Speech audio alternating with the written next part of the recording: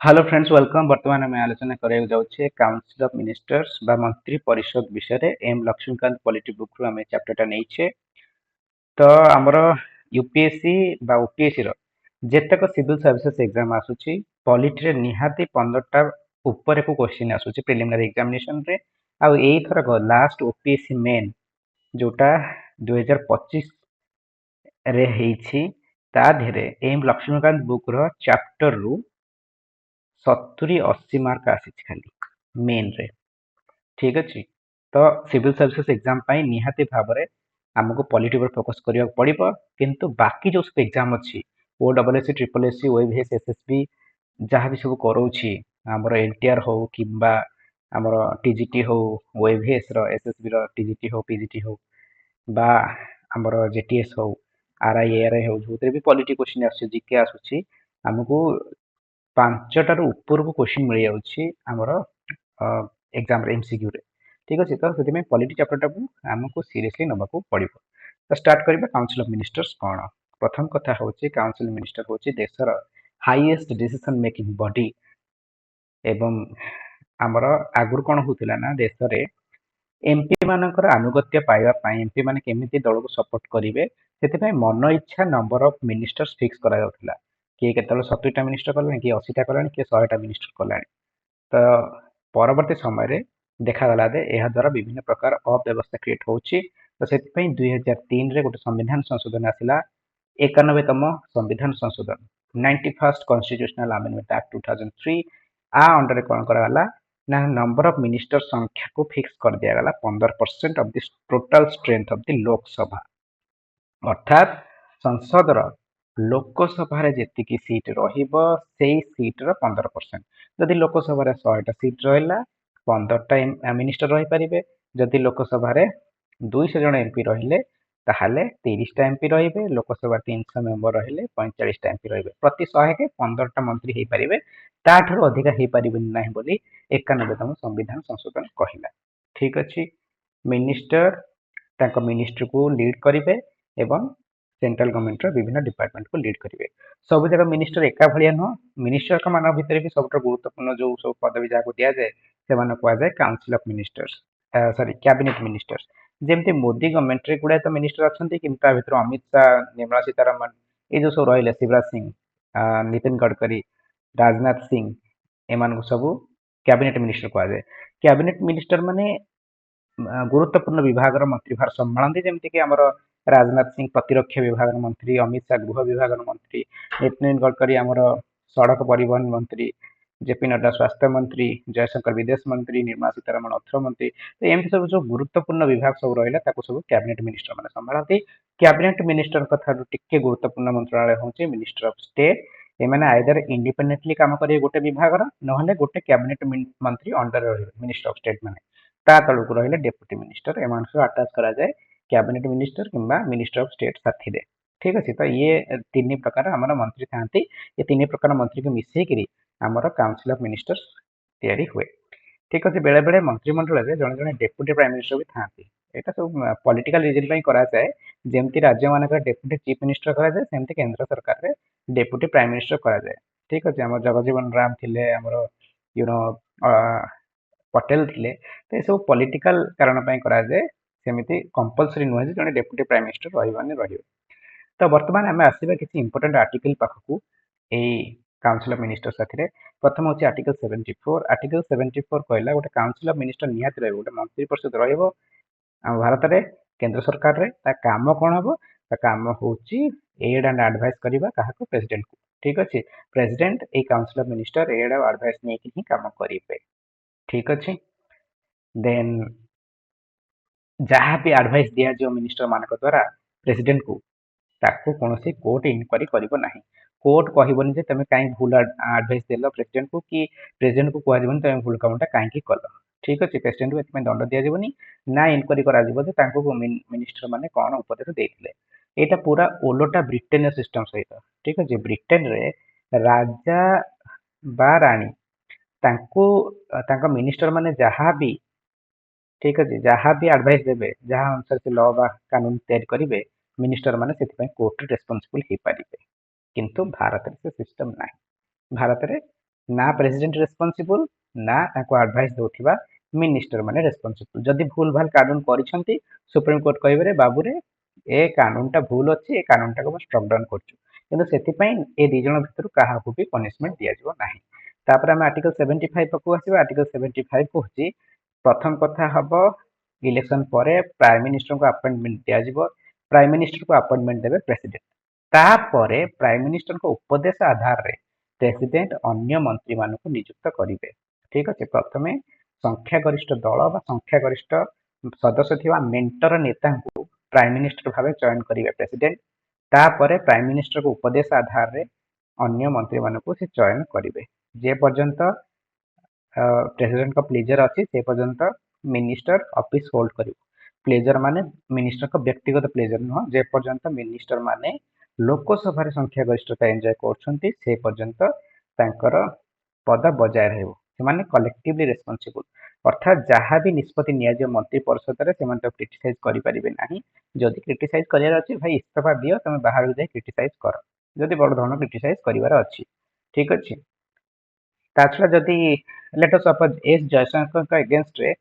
विरोध दल माने चाहते अनास्था प्रस्ताव पास करने एगेन्स्ट जब नो कन्फिडेंस मोशन पास हो गला केवल जयशंकर इस्तीफा देता नुह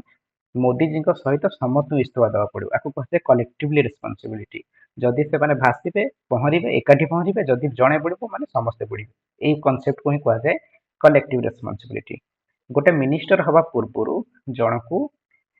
ऑफिस और सिक्रेसी ओथ नवा पड़ो ठीक है शपथ पाठ करे किए मंत्री मान शपथ पाठ करेंगे प्रेसिडेंट ठीक अच्छे तापर आमर जो शपथ पाठ कौन कौन कर सब जगह थर्ड शेड्यूल रे मेंशन अच्छी अच्छा गोटे लोक जदि सी मेंबर नहीं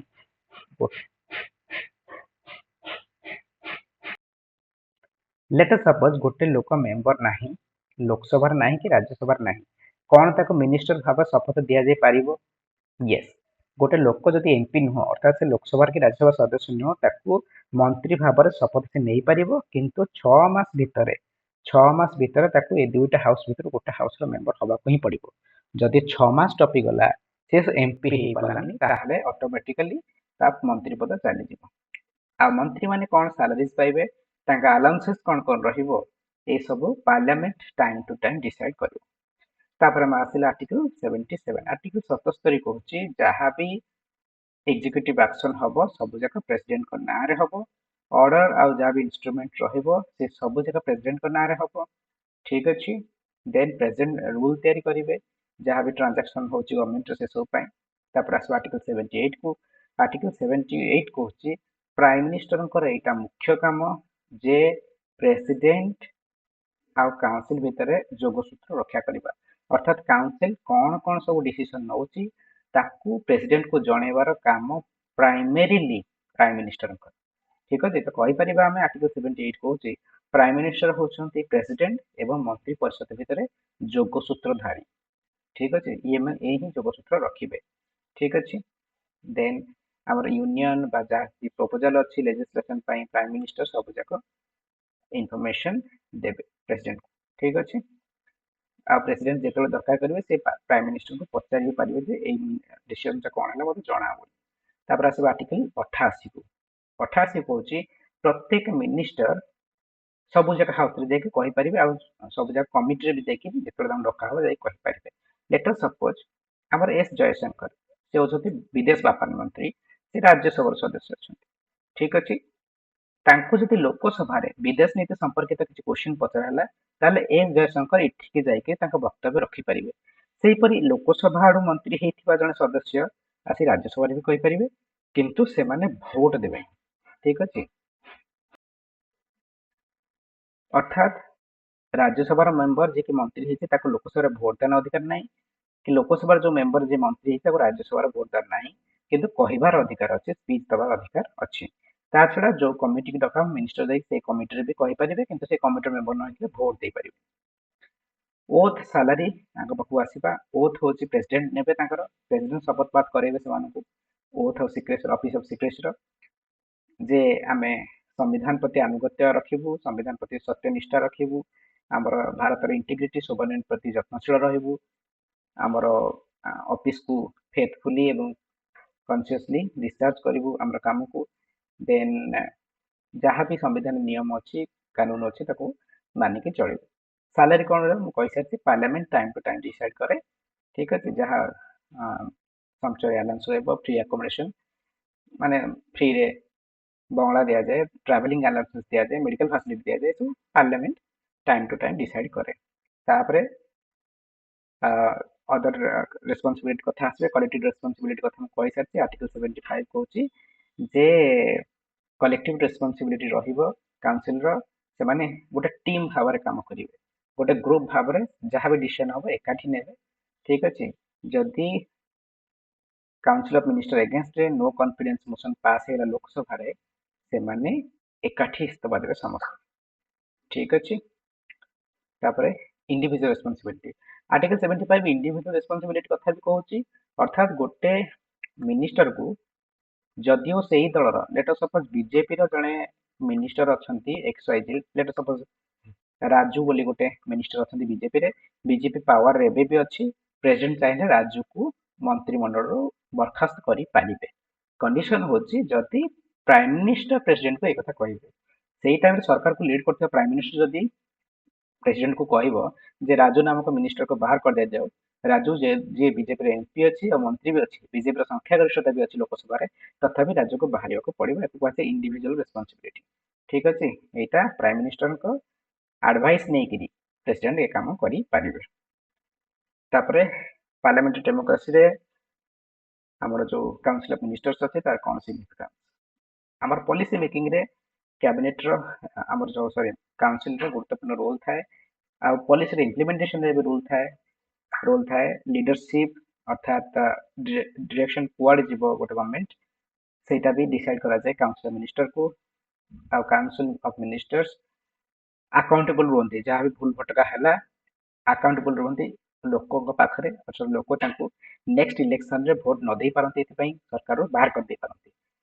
कॉन्फिडेंस ऑफ पार्लियामेंट रे अर्थात मेनली लोकसभा रे सब बेले सरकार को बहुमत रे रहिबा को पड़े अदरवाइज पोजिशन चली जिवो तो वर्तमान आम आगे गोटे मुख्य प्रश्न जे आम जो कैबिनेट ऑफ मिनिस्टर कहा जाए और जो काउंसिल ऑफ मिनिस्टर्स कहा जाए आपने मेन डिफरेंस कौन एक्चुअली काउंसिल ऑफ मिनिस्टर हूँ बड़ टर्मटा काउंसिल ऑफ मिनिस्टर रे सब प्रकार मंत्री रही पारिबे ठीक अच्छे जितेटा कैटेगरी रहा माने काउंसिल ऑफ मिनिस्टर भितर कैबिनेट मंत्री भी रहिले मिनिस्टर ऑफ स्टेट अर्थात राज्य मंत्री भी रहिले आउ minister of state independent charge वाले भी रहिले ठीक अच्छे किंतु कैबिनेट रे केवल कैबिनेट मिनिस्टर रहिले आउ काउंसिल ऑफ मिनिस्टर्स टोटल 15% हेबे लोकसभा स्ट्रेंथ वर्तमान जो लोकसभा जहाँ स्ट्रेंथ अच्छी हिसाब कले आमर टोटल काउंसिल ऑफ मिनिस्टर 70 जन रु अधिका हेबे पाखापाखि 70 जन रहे किंतु कैबिनेट माने जोड़ा बहुत गुरुत्वपूर्ण विभाग जहाँ कहुए प्रतिरक्षा गृह अर्थ ये सब तो एमती 30टा पाखापाखि मिनिस्टर कैबिनेट मिनिस्टर रही पारे ठीक अच्छे तापरे कैबिनेट रे रहिले केवल कैबिनेट रैंक मिनिस्टर किंतु काउंसिल रे रहिले सब प्रकार 3 प्रकार मिनिस्टर काउंसिल ऑल पावर अच्छी थियोरिटिकली किंतु असल पावर बा सब जगह मुख्य भाव में कैबिनेट पाखे अच्छी ठीक अच्छे फंक्शन आ बिजनेस कौन रहिबो काउंसिल कैबिनेट फंक्शन आ डिसीजन जहाँ भी रहिबो ताकू काउंसिल डिसाइड करे आउ कैबिनेट जहाँ डिसीजन रहिबो सब जगह मिनिस्टर ताकू मानिबो को बाध्य काउंसिल ऑफ मिनिस्टर आरंभ संसद रे थिला गोटे एटा कॉन्स्टिट्यूशनल बॉडी किंतु कैबिनेट कथा आगु संसद नथिला 44तम संविधान संशोधन आईन आधार रे ताको ऐड करा जायछि आ कैबिनेट कथा कहै जायछि आर्टिकल 352 रे ठीक अछि तो वर्तमान पे एतिकी जदि अपन चैनल सब्सक्राइब करना then please subscribe to this channel धन्यवाद।